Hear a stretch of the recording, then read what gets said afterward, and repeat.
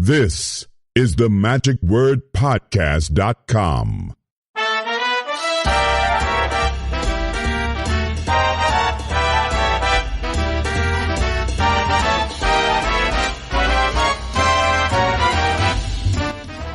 Hello, this is Scott Wells for the magicwordpodcast.com. This week we are brought to you again by our friends of the Magic Word, and we appreciate each and every one of those who have either donated or pledged any amount for a monthly basis, so this way that we can continue to keep this podcast going well into the future. It helps to defray a lot of our expenses, plus allows us to attend conventions. And the friends we'd like to identify this week who have just recently joined are Gary Meyer, Jake Austin, and R.C. Way Family Entertainment. Thank you guys very much for your pledges and your donations. If you'd like to know what the difference is between the two, well, go to themagicwordpodcast.com and you can click on a tab there and find out how that you can actually enjoy some of the perks of being a member of the Friends of the Magic Word and different giving levels, whether, again, that you're going to be giving a one-time donation or whether that you're going to be giving an ongoing monthly pledge. So all of those are certainly helpful in helping to keep this podcast going. So, again, thank you, everyone, and thank you, Gary, Jake, and R.C. Way, Family Entertainment, for being our newest Friends of the Magic Word. And I also want to thank you, even if you have not become a member, but just come back week after week. And by helping to pledge your undying love and support for this podcast by listening to us each week, then that is greatly appreciated also, particularly if you share this on your social media. And if you're not, then I would greatly appreciate that if you would also, once that you see that this has been posted on Facebook or on Instagram, Twitter, wherever, if you would help share that as well so that other people who may not know about the podcast can be enlightened then as well. And if you're not a member of our pod letter, that's another thing. All you have to do is go over to the magicwordpodcast.com and you will see how that you can subscribe to our weekly pod letter, and that way you keep up to date as to who we're going to be talking with from week to week and who's going to be coming up next week, some suggestions from the archives and that kind of a thing. But it's just, again, a weekly newsletter, nothing that's going to be too lengthy, not too long. So this way you're going to be able to easily digest this, and in just a few moments you'll be able to see what's happening with the Magic Word. So again, thank you guys very much for all of your support. And if you cannot pledge anything on our donation to the podcast, you can help us by going to iTunes, if you're an Apple user, and just going into the store there where you can then give us a 5-star review with some comments if you like the podcast. If you can't and don't have the time, I understand, but as long as you got the time while you're listening, you might kind of go over and give us some love and tell us what you think about the podcast. And, of course, at the bottom of every one of those blogs that is on the magicwordpodcast.com, there you will see where you can actually leave a comment. So many people have been starting to do that, and I just wanted to bring that up. So this is another way of how that you can kind of start a dialogue. Of course, you can always go over to the Facebook page for the Magic Word Podcast and continue on a dialogue there as well. Plus, again, on the Magic Genie Forum, on the Magic Cafe, other places like that, you can find us then as well and kind of join the conversation there too. Also, I want to welcome our new sponsor this week. That is the Magic Bookshop. And the Magic Bookshop is run by Eric Citron, and he has had a couple of businesses in the past which have been not brick and mortar, but they've actually been online magic shops, and that's really kind of a difficult thing to do. You know, as we've talked about many times here on the podcast about how brick and mortar magic shops kind of have come and now are going or have gone. There are very few that are still remaining compared to the numbers that they used to have. And the problem is, I believe, just that they have a lot of competition, obviously, from the online shops. And so the online shops have proliferated such that it is difficult to try to make any kind of a mark really there, unless that you've really gotten in on the beginning or have a good, strong following. Nevertheless, what he has decided is to kind of migrate over into something that is a little bit more of a niche area, and that is for classic magic books. That's out-of-print books. Those are rare, hard to find. Oftentimes, they may be signed editions, could be first edition copies, some that may have been owned by other famous magicians, some that have been signed by, their authors, or perhaps signed over to somebody else as part of someone else's collection. Nevertheless, that if you're looking for a book that you can't find anyplace else, you might go to the Magic bookshop and .com and see if you can locate it there. And let me also say that Eric has kindly and graciously given a 10%, or rather he will give a 10% discount on all orders if you'll just put in the promo code Magic Word. That's all one word, Magic Word. And when you put that in, when you check out, then you'll receive a 10% discount just because that you are listening here to the Magic Word podcast. You don't have to be a friend of the Magic Word or anything. Let me also say that he runs some fairly regular contests over there in which that he's giving away books and lecture notes and everything, or a great steeply discounted pricing on certain books. And he's got just stacks and stacks of books. He's always looking for new book collections. So if you're looking to get rid of your collection, then you might want to drop him a line. If you'll just go to themagicbookshop.com and click on the contact, you'll see his contact information and you can get hold of him and try and work out a deal. I, again, know that if you're looking for some of the newer books, you'll probably find those just about any place. But if you're trying to find something that is more rare and hard to find, then this is the place to go. So thank you, Eric, for supporting the Magic Word podcast.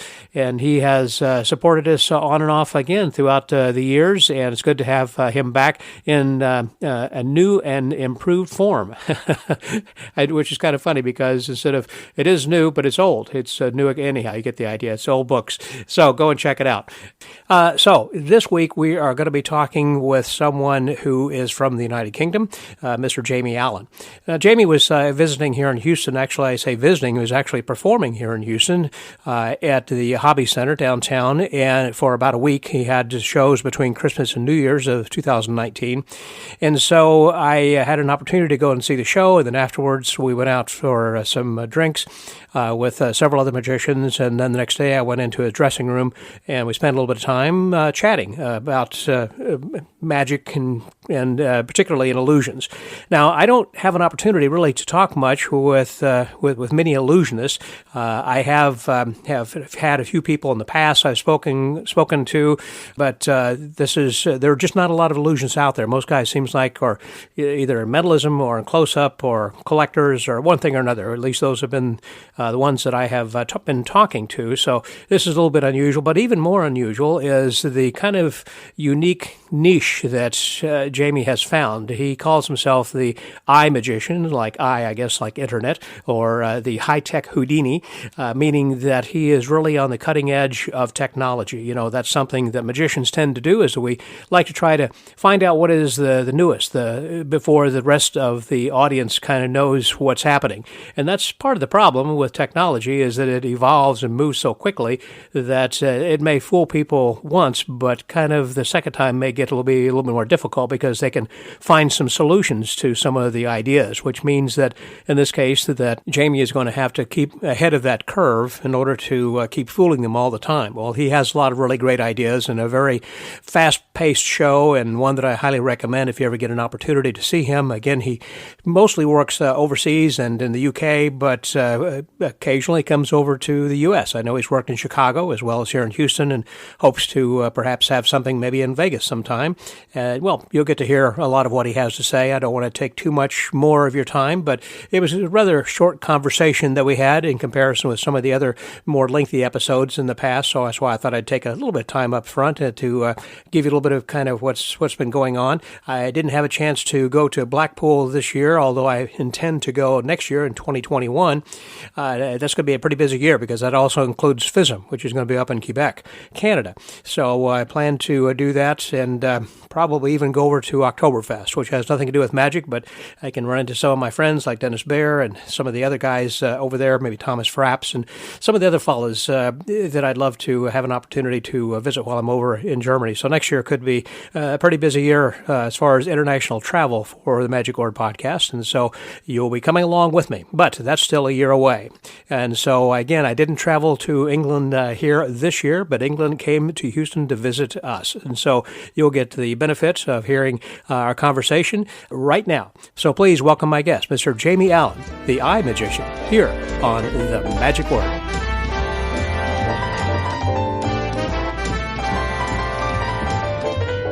Hello, this is Scott Wells for the MagicWordPodcast.com, and we are in Houston today, which is my hometown, and I broadcast a lot, quite frequently from Houston, but I have a guest visitor who came into Houston who was doing 5 nights of a show here in downtown at the Hobby Center, and he is from England and known as the iMagician or the Tech Houdini. Please welcome my guest, Mr. Jamie Allan. Hey, Jamie. Thank you, Scott.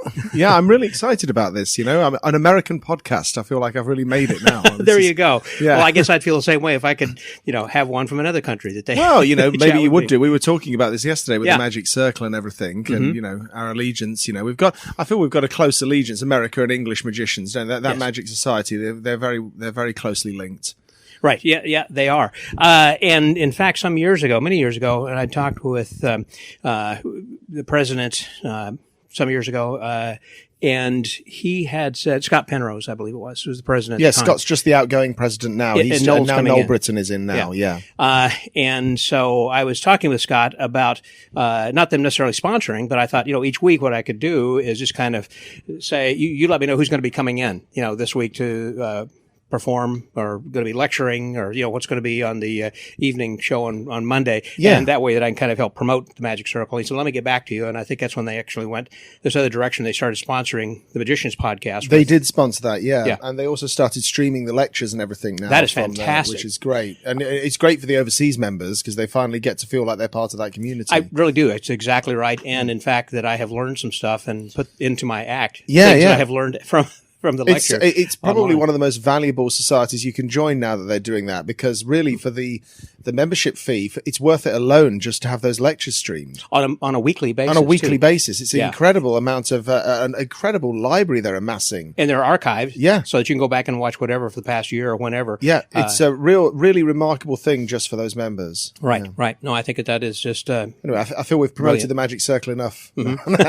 Yes, there we go. Go join. So, Go join. they should. So anyhow, so you have not really performed. I know in Houston, but you have been in the U.S. You said you were in Chicago last year. Yeah, we did a run at the Harris Theatre in Chicago last Christmas, and that was our first proper run of shows. I mean, I've performed in the US sporadically across my career on random shows in corporates, but Right. not ticketed shows. Okay. Because in the UK, we were doing the show as a ticketed show. For 3 years, we did the show touring the UK.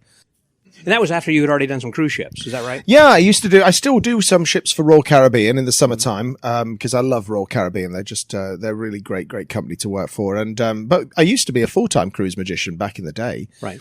I think it's sad that some people kind of snub it a bit. In America, they seem to like it more. Yes. They're more respected by it. In UK, there are some magicians that won't admit to doing it, or they try to hide the fact they've been on it as if it's somehow a slight. And that I think came from Simon Cowell.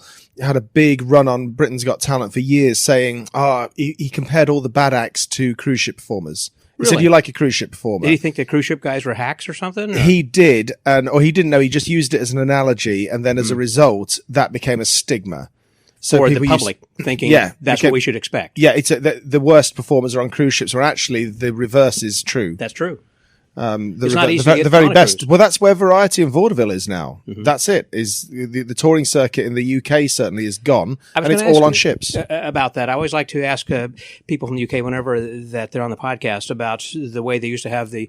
Not to start saying conservative club, what are the clubs? Working men's clubs. Working men's clubs. Yeah, I know those are things that way past. Way past it. Well, Yeah. they're still going, and they're still a thing. And there's a lot of people that work those. I've never gone down that road. I kind of left. I mean, I started off doing a holiday park, which is obviously a thing in the UK. I don't know if they really have like that. Blackpool kind of a place. Yeah, but these places where people all used to go to one large community, Like where Tivoli they, Gardens kind that's of thing? something where they'd build they had a theatre there, and they have restaurants, and it can be all inclusive or not, and people come and they rent rooms like a big hotel, really. And they have red coat entertainers that are like the resident entertainers that would come in and that would perform their own speciality skills, sometimes a magician, and also they'd hire people to come in and perform on a nightly basis. That still goes on, and that's a busy circuit. And I started off doing that when I was 16. I was like a resident entertainer. I used to call bingo and do my magic show on a Wednesday and a Saturday. And Yeah. I was as happy as I could be because I was a professional magician in my mind. That's right, That was- sure. it You were was the being best paid to thing. do magic, and you had to do this Yeah. bingo thing on the side. Kind Yeah, and then the next year I went to do the same thing, but I was a touring cabaret for them.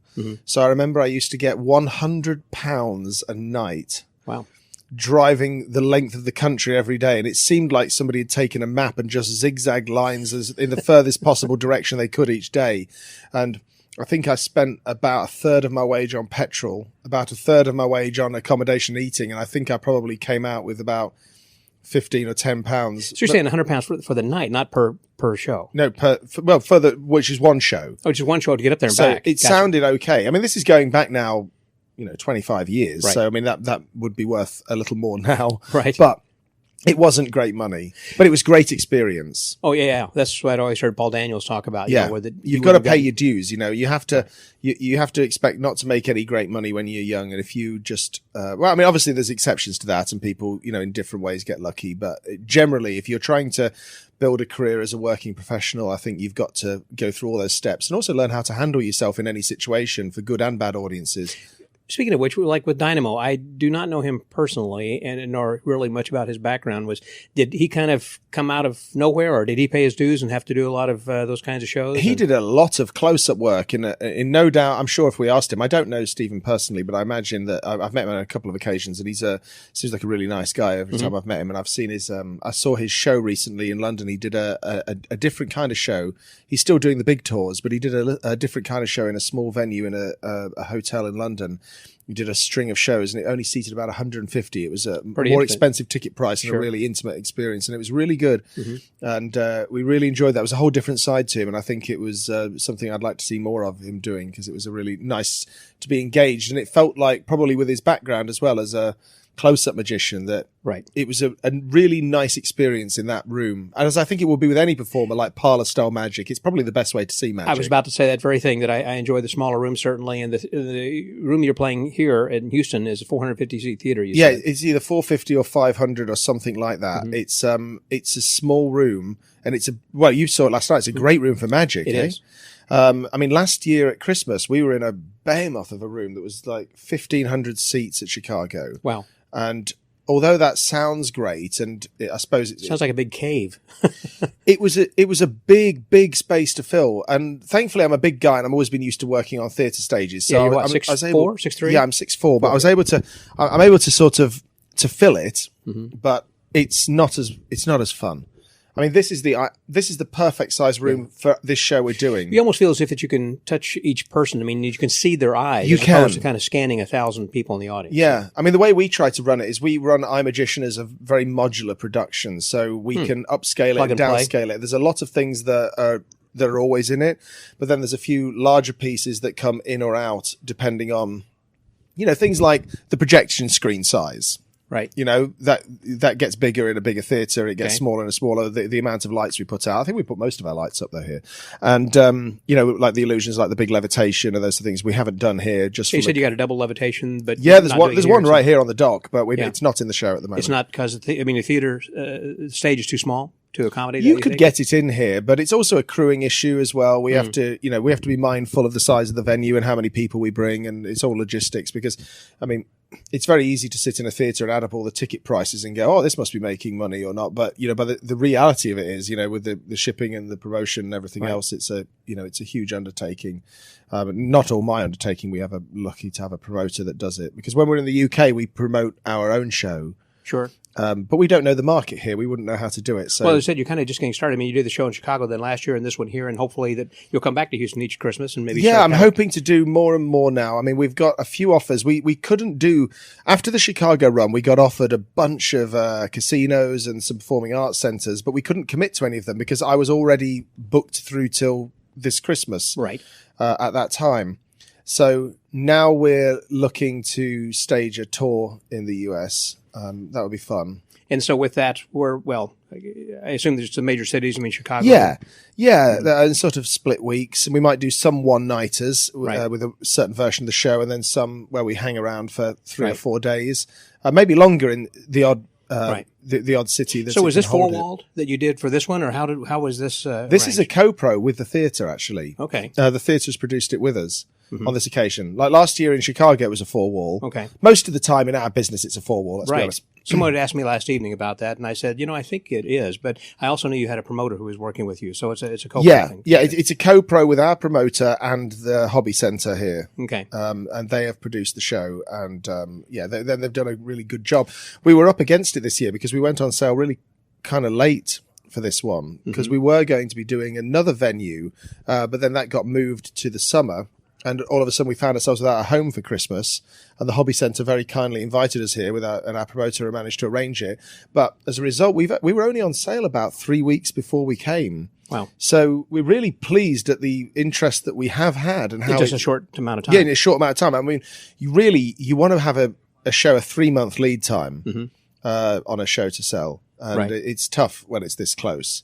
But we've had a blast. I mean, it's been really great. And the ticket sales have really picked up towards the end now. That always happens when you get into a place, because they start to tell their friends. Yeah, word of mouth. Yeah, and that makes a big difference. So I think from my point of view as a business model, I'd rather be in somewhere that's smaller for longer. Right. And let it build than try and spend a lot of money to sell tickets ahead of time on a larger capacity venue, which I don't frankly enjoy performing in as much. Like we were just talking about having something that's much more intimate. You can kind of be more one-on-one in a way, even though you have an overhead screen for some of your close-up things that you're doing, then as well. Do you feel that you're kind of getting away from the intimacy of that whenever you do go to an overhead screen? Or do you feel that everybody's... I think it's good if you've got a mix of it. And I think it's important to engage the audience whenever you can. So you'll notice the things that I do one piece which is to music when I have no interaction with the audience, but that's only 3 minutes and that's done on the screen. Oh, that's Shape of Your Heart? Yeah. Which I do with I should probably say what you say that, because obviously there was a few different versions of that over the years, but mine has been with I know Sean Farquhar you weren't the one that had the controversy with him. No, that was my friend Russ Stevens. Okay, I was going to say, he was from England too, is that right? Russ is from England. Because I was thinking, what am I stepping into? So sorry. No, there's nothing to step into, but I always like to clarify it. Okay, please when do. It's mentioned. No, the story with The Shape of My Heart was that my mum bought the CD when it came out, and she brought it to me and said, "Oh, this is a fantastic song," as I believe any magician that heard that song would. Everybody did immediately. You would have to be the worst magician in the world to not hear how good that song is for for a magic trick. Right. And so I started to play around with it. I was very young then. And then Russ came on the TV 2 weeks later, and he did a card manipulation routine to it. Yeah, that's exactly what I thought. And Russ was like my idol when I was a kid. I mean, I looked up to him so much. I still do. He's a good friend of mine now. But then a couple of years went by, and I was dealing with Russ on something else, and I showed him what I'd been working on. Yeah. And he said, "Well, that's completely different to mine." And he gave me his blessing to do it. Nice. Mm-hmm. So I know there's some controversy, and I don't even want to speak about that. Right. But that's a long time in the past. Hopefully, they've all kissed and made up. And everybody's friends, and that's a long way. But there's no point dragging any of that up. But I was never involved myself in that because it was just kind of removed from me. But my routine is a table routine. I will say that Sean's was an in-hands routine. Russ's was a manipulation routine. Mine was a tabled routine based around originally McDonald's Aces. You'll have seen I've made some changes to that, and I use a projection mapping with it. Explain that, because I really want to get into the iMagician kind of a thing about when people, in high tech and all this kind of stuff, because what you're doing is far beyond what I think anyone else is doing. Very original stuff, and also about how that it changes and the technology changes, and you have that. Anyhow, a lot of things to talk about, but talk about that mapping and how. So the Shape of My Heart, I use projectors that hit the table surface to create a graphical display on the mat. Mm-hmm. Some of it is live action and actually reacts to my hands, and some of it is pre-record that goes with the track. And it means that when I'm dealing down, say I'm producing the Ace of Hearts, then hearts fly from the, look like they're exploding from the cards. Right, yes, as I'm producing them, and it looks very beautiful. But it's difficult to get the balance right, where they can still clearly follow the trick and the graphic doesn't become overwhelming, distracting. Yeah, but it's like watching more. It makes it more artistic, and I set that up saying, this is not really a thing about fooling you. It's more of a piece of performance art. Art, right? Yeah, and from that point of view, it works really well. I don't think you could produce an entire show of that kind of thing, but as a one-off thing, it's really interesting, and they can also sense there is some what they perceive as real skill behind it. Mm-hmm. at the same time. So I think that makes a difference to them. And also that you do explain that this is real skill, sleight of hand, and this is not trick photography, although you see these aces because people are thinking, wait a minute, this has already been pre-recorded or something like that. Yeah, I say exactly that. Yeah. And I try to hit a couple of the things they think it might be and try to explain the technology. And I like them to leave my show feeling that they've learned something. So we give them a few little factoids about history of magic. Love that.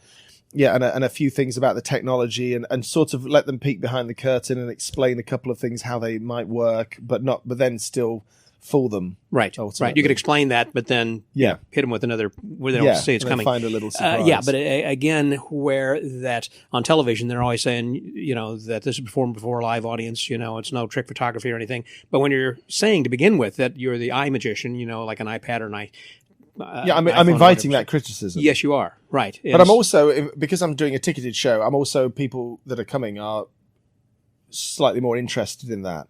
That's a good point. You have a little bit higher sophisticated audience who carries iPhones and familiar with technology. Yeah, and they some of the things, I'm doing this new thing with augmented reality at the moment, which is new in the show right now, and that's a tough one to sell. And I'm just finding its feet now, and it's been going down better the last 3 days than when we opened.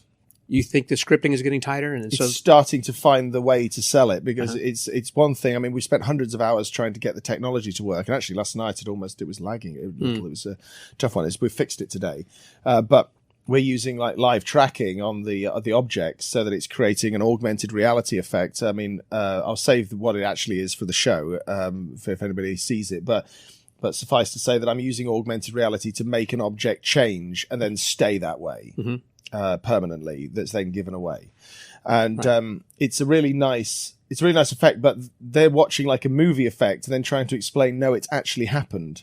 And it really helps if the volunteer you have is good. If they react to it, exactly right, the audience reacts to it. Well, I think that's the same like with any trick, particularly that the audience, because it could have been any one of them that was selected, but once they get up there, it's the reaction of that person who is the everyman, if you will. Well, sometimes people seem excited in the audience, and you think, there's probably books and books to be written on how to select audience members, but generally it just comes from experience, doesn't it? And then you still get it wrong. I ask so many of my guests. In fact, I just had one with Nathan Comarsh, and we had a long discussion about selection of volunteers and how you decide. And I've talked with Carrie Pollack, so many different people about, looking at the audience and seeing their eyes. Are they enjoying it? Are they looking away? They look at their phone or whatever. How do you engage and get the right person? I noticed that last evening, like when you're throwing a brick out, the phone brick out in the audience in order to select a volunteer, you really never know who you're going to get. That way, because it's not selected by you, because of course you're looking for a random person anyhow. In that case, it's okay, because you just ask them to make a selection for that particular trick. But when you want to bring somebody onto the stage, you really want to look into their eyes and sense. And I try to look at them first and make a decision. I'll often walk past them and go back to them, thinking, do they look like the right person? But I still get it wrong. Well, we all do. I get it right more than I get it wrong. Well, it comes with experience, obviously, then too. I'll say one thing which is of interest maybe to your listeners. I've found that recent years I've started saying, who would like to help me? Please raise your hands. And there's lots of people that do actually want to come and will raise their hands. And then you can see the ones that might be too excited. You don't want those. Or someone who's pointing to their wife. But you can sense it. And I was surprised, rather than just going down and saying, would you help me? Because another point was, if the first person refuses, have you noticed the next person refuses that? Because they now know they can. Bad thing. They can refuse. Sure. Once you got the no, then if somebody says to me no, I usually don't respond to it and move to the person right next to it, and I say, no, come and help me, and I get the person right next to them, so the audience doesn't perceive that somebody has said no. Reluctant. Of course, if they say no as well, then we're in it, but it's like a second chance. Right. Well, I remember when I was working on Crystal Cruise Line, I was looking for some volunteers beforehand, do a little bit of pre-show, and and then later said, "Can I bring you up on stage?" And I was getting just no after no. In this case, I was approaching them one at a time as they were coming to the theater. It wasn't like there was a group of whatever, and it was difficult. And so then I started. They don't know what they're signing up to. That's what it is. I think that's true, and that's why I think it's important to do a little bit of close-up or something, or for them to know your personality. If you're doing pre-show, that's one thing, but if you're going to be asking, saying, where they don't know you and say, I want you to come a little bit later, you're right. It's going to be hard to solicit their cooperation, particularly, but you're right, they don't know what they're signing up for. But if you're doing, like in a corporate environment, I like to do some close-up and kind of walk around a little bit, so this way they know me whenever I ask for them to come up on stage, then they're going to say, yeah, he's a good guy, he's not going to make fun of me, and, that's going to work out. Sure. Fine then too. And one of the ideas, going back to Nathan Komar, said he had suggested, that was Nick Lacapo's idea, I think, actually, that like with a finger ring routine, that you ask people who have finger rings if they will remove them, hold them in the palm of their hand, so when I come around, they don't have to take time to pull them off, and you know who is volunteering because they've already got their hand out with a ring in it. It's the biggest problem with that trick is trying to the time it takes to get them. Right. So if you ask beforehand, that's a wonderful thing. Yeah, just a neat little tip. I don't get to talk with many illusionists. It seems like a lot of close-up guys. There are very few people who are doing illusions and everything. And so I know we had Dan Summers. Our Dan friend. Was here yesterday and the day before. Here last night. And I know that he's been working with you on some stuff then as well. Who builds a lot of your illusions? Well, Daniel does a fantastic job with any of that. And also we have in the UK, Adam Topham. From a company called Illusion Craft. He is fantastic, and he can hold his head up with the best of them.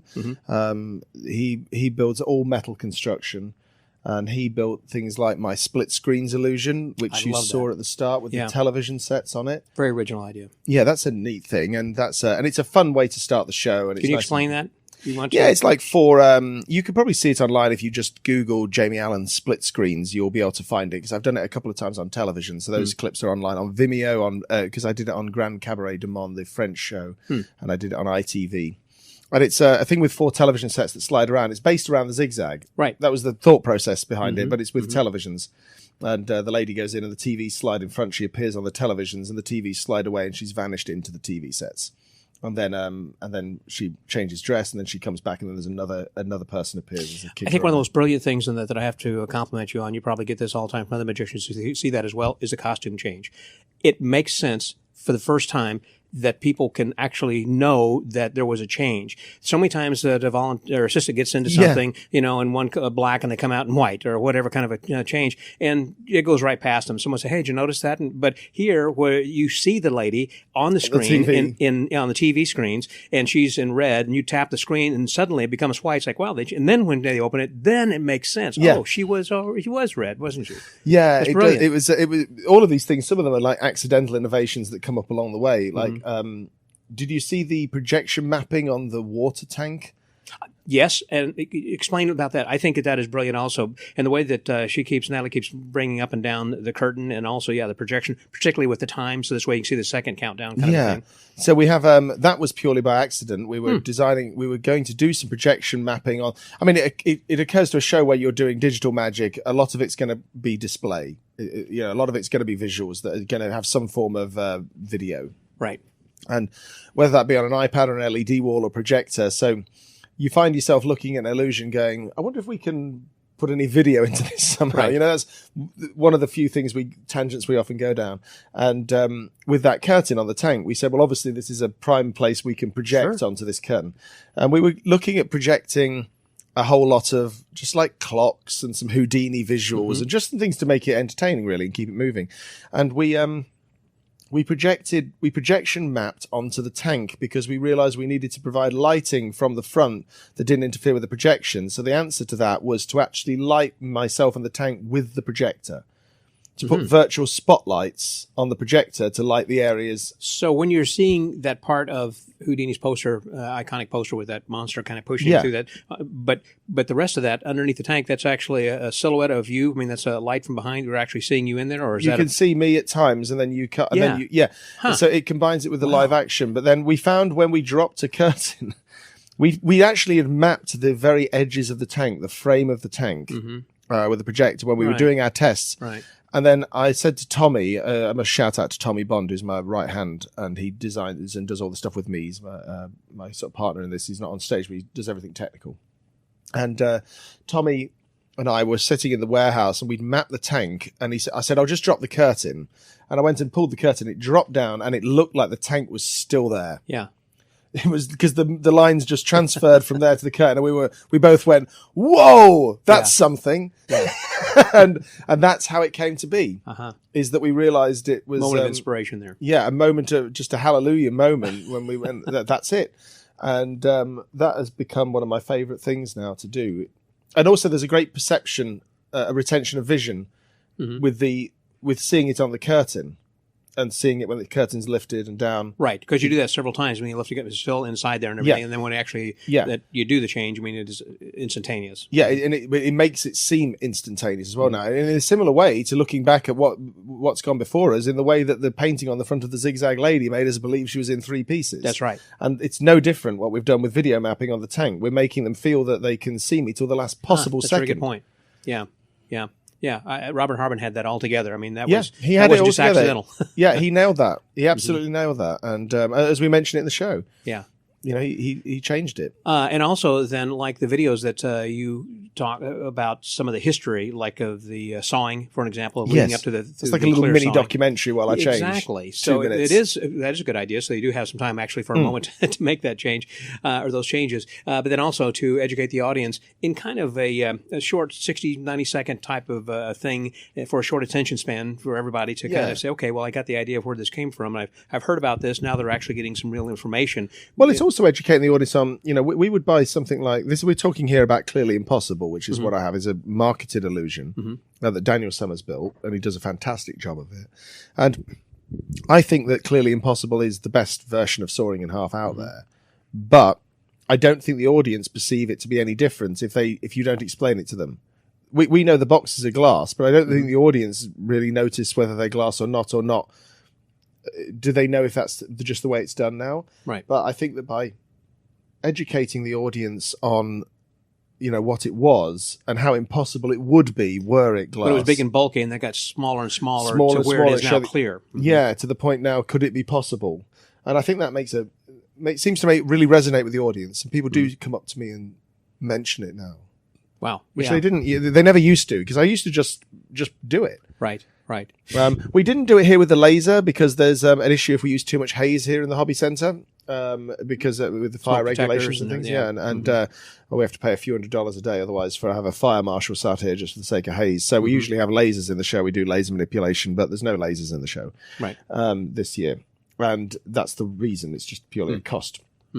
One, but we normally have a laser that's rigged in the center of our lighting rig that burns down onto the Soaring in Half and burns fire through the box when we push it through it to cut it, which is a nice moment, nice special effect, which was the thing that gave us the license to say, oh, this will make it fit into the theme of our show. Because I don't want to do every trick with tech and every trick with phones, because it would just get boring and be like a TED talk or a lecture, and it would not be entertainment. I thought about that, the kind of the ebb and flow and the different ways that you would carry this along, so that there are some pieces of classic magic, there are pieces of sleight of hand, as well as and they all have to be justified in some way to the theme of the show.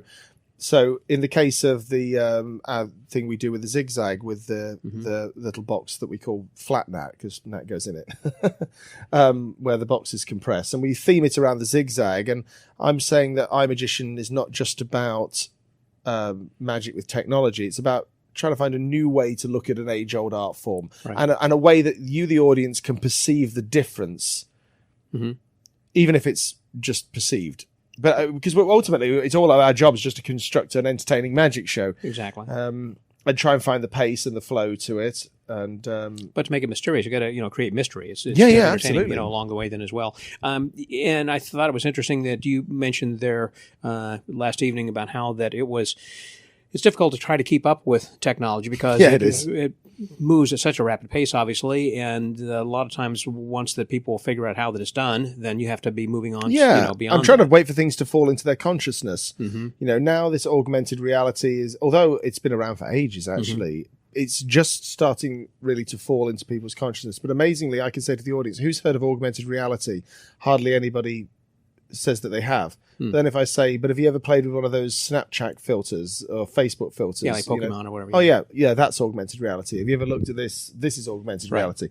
And I have to tell them what it is to try and... Because otherwise, they're just going to say it's a video effect. Well, then perhaps you could say the difference between VR and AR, virtual reality. And so this way that you know it, you're kind of educating them as well. Yeah. Because they still may confuse that. Say, oh, yeah, I'm familiar when you put those glasses on. No, well, not exactly. That's VR and you're actually in a room or whatever. And virtual reality is you creating a virtual world as opposed to a real world where that something is projected within the real world. Yeah, as totally. An augment. In other words, if you can quickly maybe differentiate between the two of those. Yeah, it's a good point, actually. Over there. But so the things that you're doing again are, cutting edge, certainly. That's why I think that you're separated from anybody else. And you've been doing the iAct since about 2012-ish? Yeah, well, I started, so my first delve into tech magic was when I was 17. And that was when I was doing, I did a trick with a television set. Mm-hmm.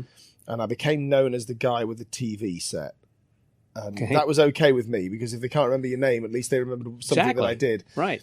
And then the TV got too bulky, and I was trying to fly it around, and I had to drop it for a while. That was before flat screen TVs and all that. It was before that. Yeah, it was when it was a big tube TV. Uh-huh. And I want to mention here Marco Tempest, because I would never have got into technology if it weren't for the inspiration of Marco He's the real Tempest. tech guy. Yeah, he is phenomenal. But I mean, he is doing actual magical tech. Yeah. I mean, he is. I'm just doing a show that is themed around technology, that is a modern magic show that shows them some interesting ideas of how tech can be in magic and how the two can work together. But it's a theatrical experience. And the only thing that differentiates me is that I've got the only theatre show that's a full evening show that is themed around this. But I mean, look at Marco. I mean, some of the things he's done has been absolutely incredible. And, so I owe a great debt of gratitude to him. And I think anybody that does tech magic should see him as a real founding performer. Yeah, and he still continues to He still do that. does, yeah. and I hope he continues to amaze us all. He was incredible. So I always feel like I don't want to sit here and take credit as if I've created something. I stumbled into something that I was interested. I've been very interested in tech. I'm a very techie kind of guy anyway. So it was a natural thing for me to move into it. And I was inspired by seeing Marco, but I've tried to move into my own areas, and I don't cross over with anybody now. And I think that more people are moving into this field, but I feel we have to, as a community, we have to embrace things that are popular with everybody else, just in the same way we do magic with objects they understand. Well, everybody's got a phone in their pocket. Every magician should do at least one trick with a phone. I've got a couple as well, that you can always do. That has to have something that's going to be very strong. And there are a couple of great things out there that thing I recommend is Digital Force Bag. Yeah, I think it's Nick great. Einhorn. Yeah, it's great. Inject is another one by Rostami. Oh yeah, that's fantastic. I use like one app in the show, but most of the stuff we've got a couple of custom apps. In fact, we didn't do the iPads last night. Tell me about that. That was what I was going to. I'm glad you mentioned that, because you said that we were low on batteries life or something. I'd love to. No, we had just one of them malfunctioned. We had darn we have a spare, but we didn't have time to change it. Because, right. Well, explain the effect. I'd like to know what. So I did it on Penn and Teller on Fool Us. Okay. If you wanted to check it out, I'll add that onto the blog for people. Yeah, but it's a routine with 4 iPads that work together. But it's rather than a routine that's like video multi-screen, it'd be very easy to create a routine that's more and things flashing around between the screens. I've got to be honest, when I worked on the technology, that was originally kind of my intention. Uh-huh. And then I needed something to put it on. And at the time, my first routine, I used an easel, an artist's easel. I found an easel, and I looked at it and said, this looks like a window, the picture. It looks like a painting. And where the 4 iPads sit in the 4 frames. And it was on an easel. And that was when I decided to make it more artistic. And I made the music very slow. And it's all about the 4 seasons. So the iPads transition from a single light that turns into the sun that grows. And then the flowers grow on the iPads. And then I pluck the petals off and it starts to turn to autumn. And the leaves go brown. And I throw leaves in the air and they all float down around the iPads, and then I create water, and the water pours from the iPad, and that turns into snow in my hand, and the snow I pour it appears on the screen, and then it's snowing in the scene, and then from the snow comes the one little light, which is like this sparkle of spring, and it flies around the iPads, moves around until it grows back into the sun, and the single flower grows, and I pull the flower out of the iPads, and it's like the 4 seasons, and it flows all the way through from spring back to spring. Right. And I'm not sure that is, like a lot of art, I'm not sure how clear that is to the audience sometimes, but I think they get it for the most part. Right. But to me, it has a very clear narrative. Sure. And it sounds like it from your description. Yeah, certainly. I'm particularly proud of that. And if you watch it again now, you can see it. You know, but sometimes when you watch it, you just see it as a nice visual piece of entertainment, which is exactly what it should But now be. you know the background about what Yeah, but that was my intention. I always like to talk to an artist about that, and I'm talking about illustrative art, whether it's a sculpture or a painting or whatever it is, to kind of see, what is it, what you were thinking when you were trying to paint this? What was your conception? Yeah. Because they may have a completely different idea. That's why the people just sit and stare at something. It means something to me, but not necessarily the same to you. So I'm sat on a couple of pieces of tech at the moment that I've got something working with that was the same with the iPads, where I had the system to make this multi-screen work.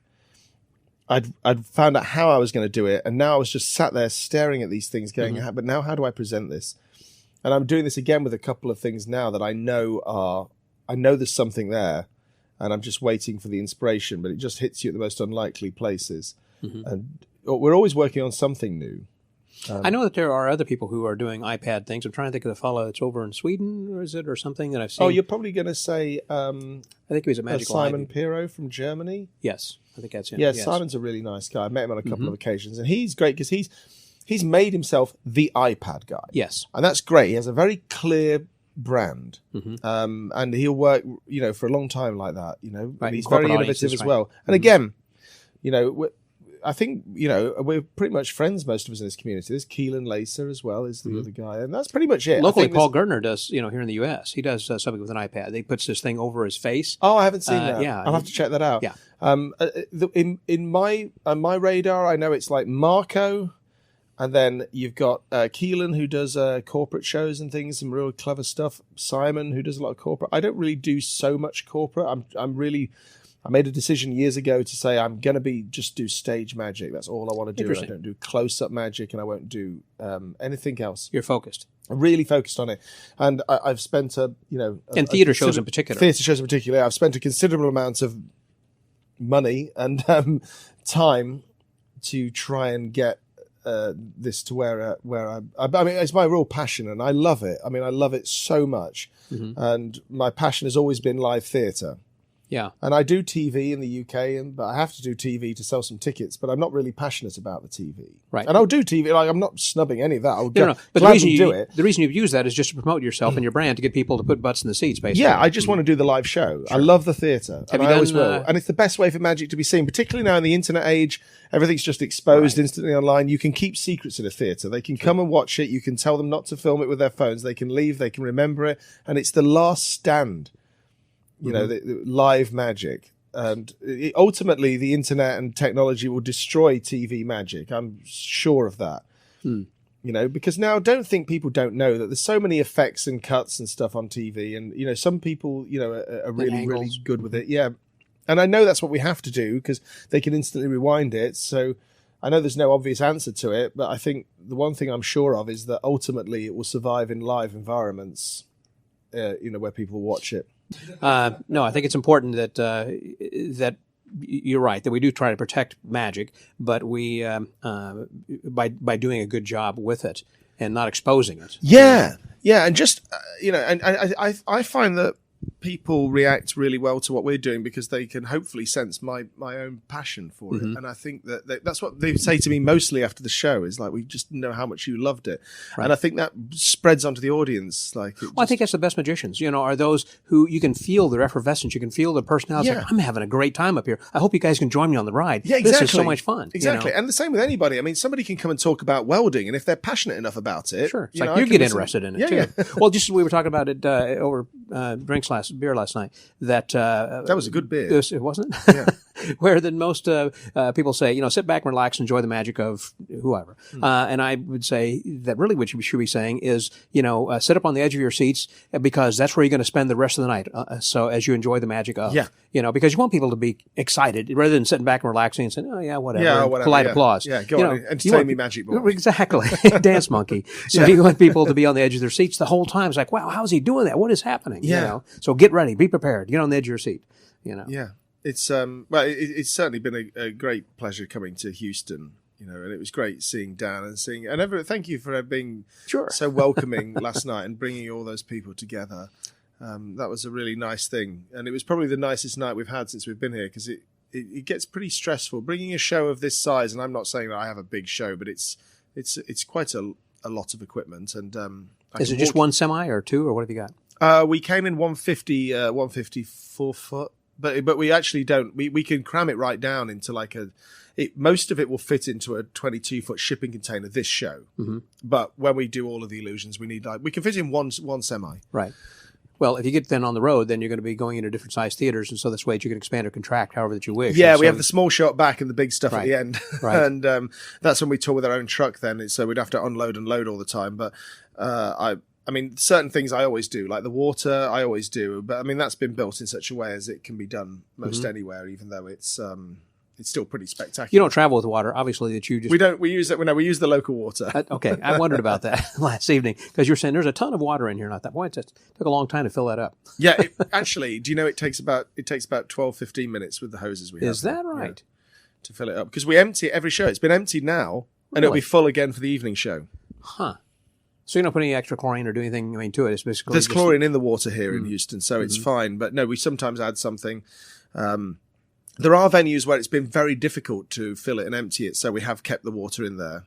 Mm-hmm. But I don't like to leave a tank of water on stage with our electronics overnight when nobody's here. Good point.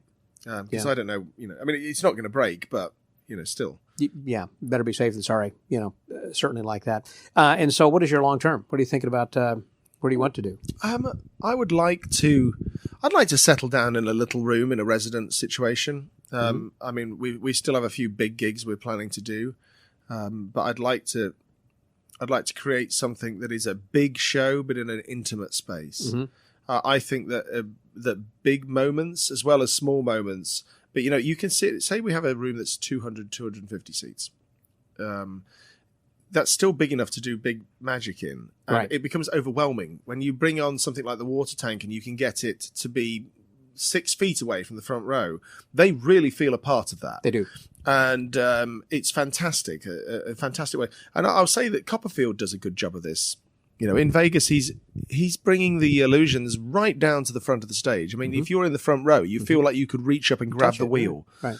Same thing like Siegfried and Roy used to have that runway. They'd so make powerful. An elephant vanish and they right knew there. it, even in the big room. They've got to get it right in amongst the people. When you bring it behind the proscenium, anytime you can break the proscenium arch, I think, and get it forward, I think that makes a big difference. Well, Franz Ferrari told me that one time too. When he was saying that he was doing his show over Macau a few years ago, but what the size of the theater was, I want to say it was 150. And he's doing these huge illusions, you know, and he was saying that he liked it because he can see the expressions in people's eyes, because when he was doing these large stadiums of 120,000 people or whatever, he said everybody can see it because they're large, certainly, but he said a lot of times when I was rehearsing beforehand and I would just have the people who were going to be, the guards and, ticket sellers, whoever, they'd watch and they'd be in the first few rows, and he said I could see their expressions and they enjoyed the show, and I started thinking perhaps I could still do these large illusions to a much smaller group. And so that's why, he started doing things in Macau. Yeah, that was that looked like an incredible venue. I never got to go. No, that closed. And since now, I think just recently we opened another one in China someplace. I'm not sure that. Is it a similar format? I think so. So. Who I was just talking with recently, was it Rocco or somebody? I think was going over to work with him for a few months. Anyhow. Yeah, I met Hans. I met Franz once. I'm sorry, Hans. I'm going to see Hans You're going next to see Hans week. Clark. Yeah, I'm going to see him next week. I've not yet seen his show, but people tell me that if I was going to be a magician, that's the guy I'd want to be, because he just has that good look. And he's pretty.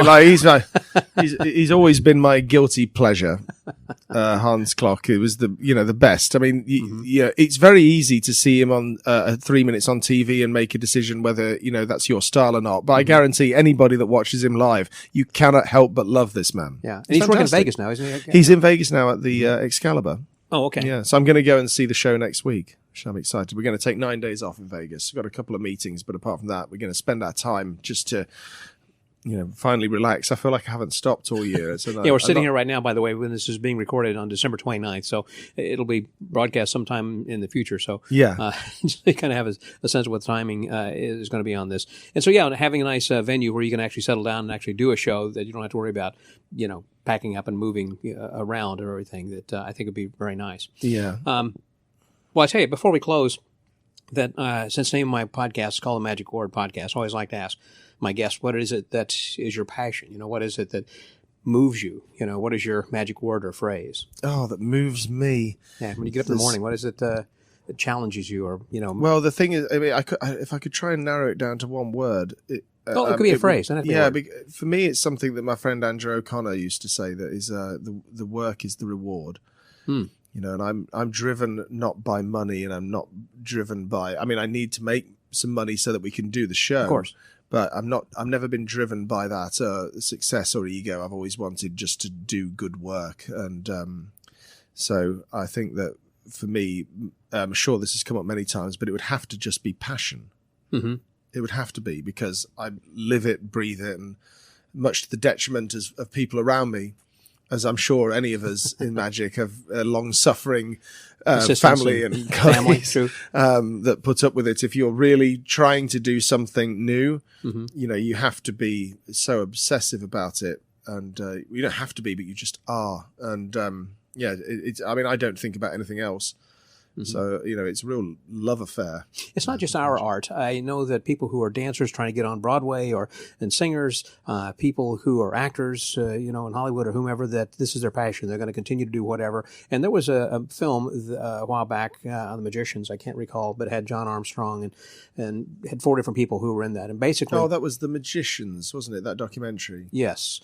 Magicians something. No, it was the one that was the documentary with John Armstrong had the... one of them that met an untimely end. Yes. Yeah. Anyhow, the point was that and I talked with the documentarian, the filmmaker, about this on a podcast, and they were saying that the point was to show how that they do have a passion, and I don't care. I'll live in a garage, I'll eat cat food or whatever, Yeah. And that this is more important than a relationship with a wife or having a family or, food. I just love this. I like what I'm doing. And so... Well, it's what defines us, and it's everything that we are. I think that's a very special thing. People could look at it as a disability in a way, but it's actually really, we're very, very lucky to have found something, all of us, that we love this much, because most people don't ever find something they're that passionate about. No, that's true. We're incredibly fortunate.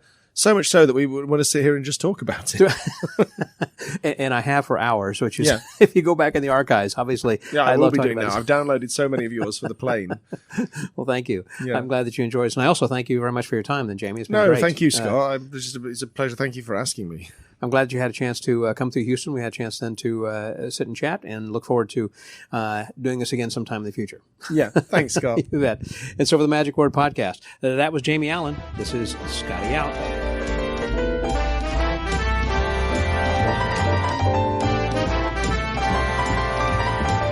Well, that was fun and educational as well. So thank you very much, Jamie. I appreciate the time that you gave me in order to sit down and to talk a little bit. I know that we were a little bit rushed because he was just, and again, we got to talk in his dressing room prior to his afternoon matinee.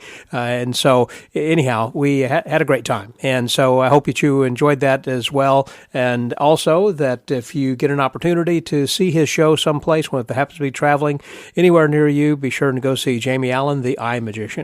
Really good. Also, I mentioned earlier about people who are building things, and Dan Summers is one of the people who builds some of his illusions, as well as illusions for other magicians then as well. But Jamie also has some of his illusions that are for sale, that are his ideas that Daniel and others have created for him. And so if you are interested, that if you'll just go to his Facebook page, that's Jamie Allan's Facebook page. I'm sure that he has things posted there that will give you some information and some videos on some of the illusions that he's got available for sale.